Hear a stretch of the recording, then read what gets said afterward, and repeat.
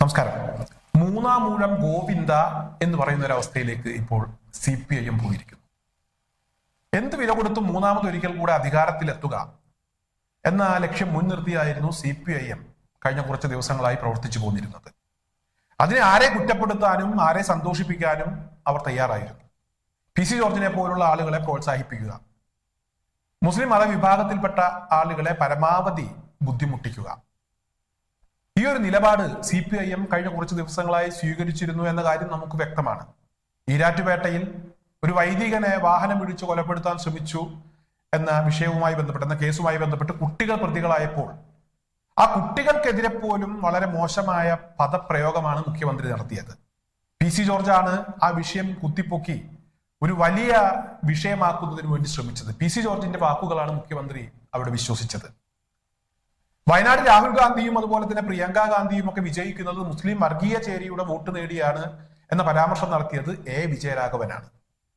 അതുപോലെ പാലക്കാട് രാഹുൽ മാങ്കൂട്ടത്തിലിന്റെ വിജയവും ഇവിടെ വർഗീയ ചേരിയുടെ, മുസ്ലിം വർഗീയ ചേരിയുടെ സഹായത്തോടു കൂടിയാണ് എന്ന ഒരു പരാമർശം നടത്തിയതും CPIM ആണ്. എല്ലാ വിഷയങ്ങളും, കേരളത്തിൽ എവിടെ എന്ത് പ്രശ്നമുണ്ടെങ്കിലും എല്ലാ വിഷയങ്ങൾക്കും പുറകിൽ ജമാഅത്തെ ഇസ്ലാമിയാണ് എന്ന രീതിയിൽ ഒരു പരാമർശം തുടർച്ചയായി നടത്തിപ്പോന്നുകൊണ്ടിരുന്നത് CPIM ആണ്.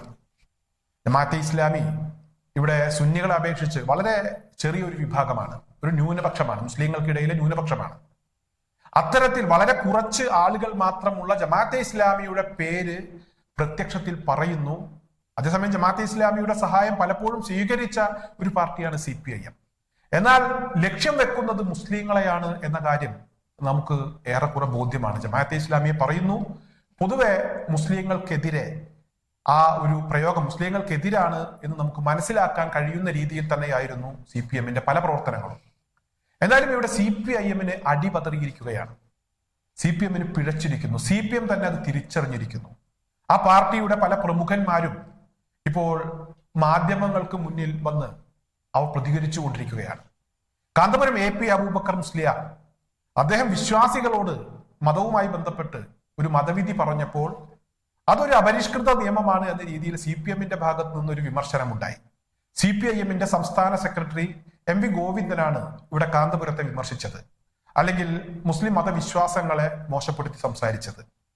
കാന്തപുരം ചുട്ട മറുപടി ഇവിടെ MV ഗോവിന്ദന് കൊടുത്തതോടുകൂടി കേരളത്തിലെ സുന്നികൾ, അതായത് രണ്ട് വിഭാഗമാണ് സുന്നികൾ ഇവിടെ, ഒന്ന് EK വിഭാഗം, മറ്റൊന്നത് AP വിഭാഗം. ഈ രണ്ട് വിഭാഗങ്ങളും ഒരുമിച്ചു എന്നതിലപ്പുറം മറ്റിതര ജമാഅത്തെ ഇസ്ലാമി, മുജാഹിദ് തുടങ്ങിയ വിഭാഗങ്ങൾ കൂടെ കാന്തപുരത്തെ പിന്തുണക്കുന്ന ഒരു സാഹചര്യമാണ് ഇപ്പോൾ കാണാൻ കഴിയുന്നത്. കാന്തപുരം പറഞ്ഞത് മതനിയമമാണ്, അത് പറയാൻ മതപണ്ഡിതൻ എന്നുള്ള നിലക്ക്, ഒരു വിശ്വാസി എന്നുള്ള നിലക്ക് അദ്ദേഹത്തിന് അവകാശമുണ്ട്.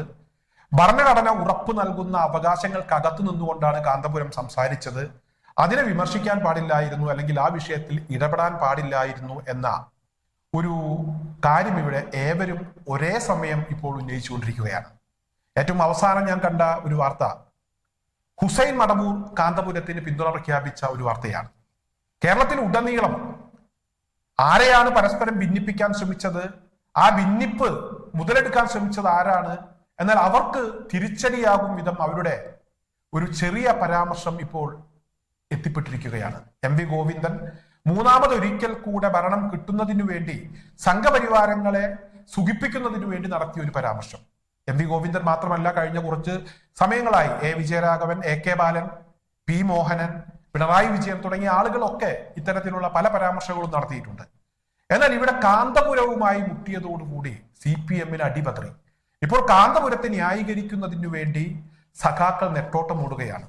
P മോഹനൻ മാധ്യമങ്ങൾക്ക് മുന്നിൽ വന്ന് മതവിശ്വാസി എന്നുള്ള നിലക്ക് കാന്തപുരം AP അബൂബക്കർ മുസ്ലിയാർ പറയുന്ന കാര്യങ്ങളെ ആ രീതിയിൽ കാണണം, അത് തള്ളിക്കളയാൻ കഴിയാത്ത കാര്യമാണ്, അദ്ദേഹം ഒരു നല്ല നേതാവാണ് എന്നൊക്കെ പറഞ്ഞ് ഇപ്പോൾ കാന്തപുരത്തെ പുകഴ്ത്തുന്ന, അല്ലെങ്കിൽ പുകഴ്ത്തേണ്ട ഒരു സാഹചര്യത്തിലേക്ക്, ഒരു അവസ്ഥയിലേക്ക് CPIM പോയിരിക്കുകയാണ്.